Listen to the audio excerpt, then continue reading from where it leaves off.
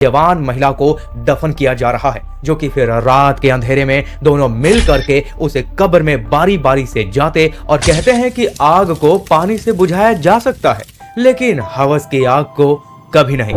एक ऐसी कहानी पाकिस्तान से सामने आई जहां पर यह शख्स अपनी हवस की आग बुझाने के लिए उन महिलाओं को अपना शिकार बनाता था, जिसे कि मरने के बाद कब्र में दफन कर दिया जाता था।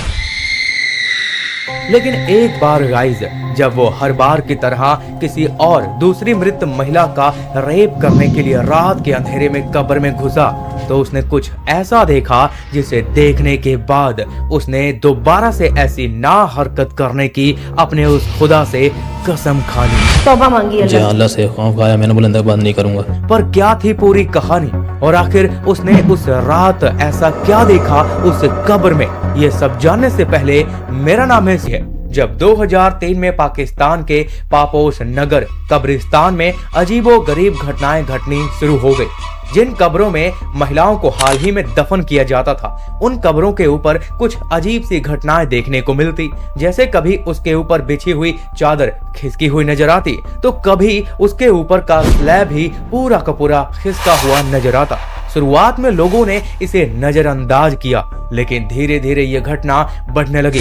खास बात यहाँ पर यह देखने को मिली कि ये घटनाएं सिर्फ महिलाओं की कब्र के ऊपर ही देखने को मिल रही थी, जिसके पीछे का कारण था रात के अंधेरे में कब्रिस्तान का रखवाला खुद मोहम्मद रियाज और उसका साथी वजीर, जो कि अक्सर ये ध्यान में रखते थे कि कब और कहां, यानी कि किस स्थान पर एक जवान महिला को दफन किया जा रहा है, जो कि फिर रात के अंधेरे में दोनों मिल करके उस कब्र में बारी बारी से जाते और फिर चुपचाप उस दफन हुई महिला के साथ रेप करते। हालांकि सबसे पहले इस घिनौनी वारदात को अंजाम देने वाला रियाज का दोस्त वजीर था, जो कि एक रात दोनों कब्रिस्तान गए और सबसे पहले वजीर कब्र के अंदर चला गया और मृत पड़ी महिला के साथ दुष्कर्म किया और फिर वापस लौट आया।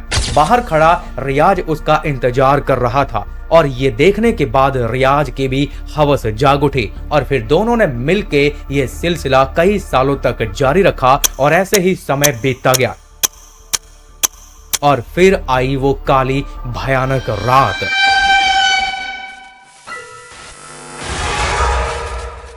इकतीस अक्टूबर 2011 की वो डरावनी रात, रियाज हाल ही में दफन की गई महिला की कब्र में घुसा। हालांकि इस बार वो अकेला ही था, उसका दोस्त वजीर वहां मौजूद नहीं था। अब जैसे ही वो कब्र में घुस के उसके साथ रेप करने की शुरुआत करने की कोशिश ही करता है, तो वो देखता है कि उस मृत महिला की आंखें अचानक से खुल जाती हैं।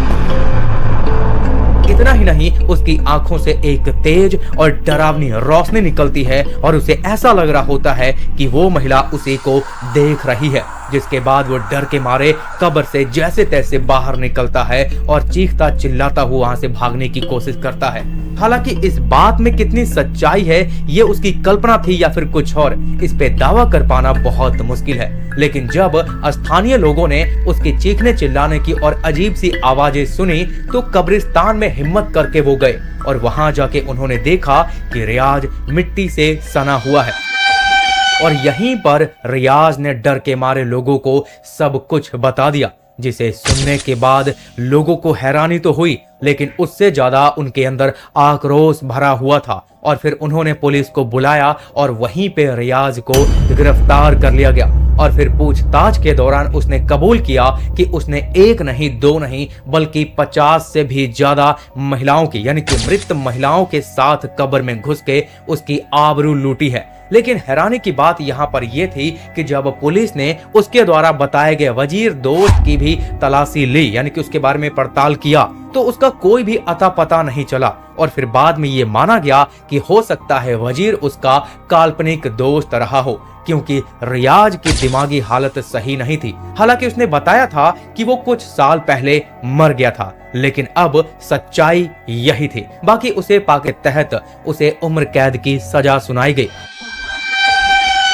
जो कि ये पाकिस्तान की सबसे शर्मनाक घटना में से एक है। वैसे आप किस तरह की क्राइम केस देखना पसंद करते हैं, प्लीज फीडबैक में जरूर बताएं।